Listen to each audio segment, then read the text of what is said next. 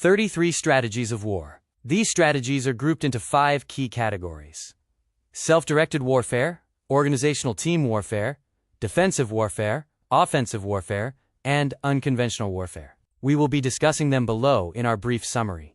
1. Self-directed warfare. We win war and conflict through strategy, by directing our efforts toward achieving a goal and overcoming obstacles. The first step in strategy is to focus on yourself.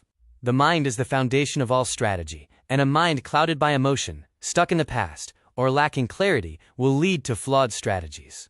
To become a true strategist, you must recognize the weaknesses in your mind, declare war on those internal flaws, and relentlessly battle them with specific strategies. The ideas below will help you identify and eliminate these mental setbacks. Proclaim battle against your enemies, the polarity strategy. Identify and confront your enemies to achieve clarity and purpose. Life is a constant battle where people may hide their true intentions. Recognize and expose those who oppose you. Do not fight the last war, the guerrilla war of the mind. Be mentally flexible and willing to abandon old, comfortable approaches in favor of innovative, responsive actions. During chaos, keep a present mind, the counterbalance strategy.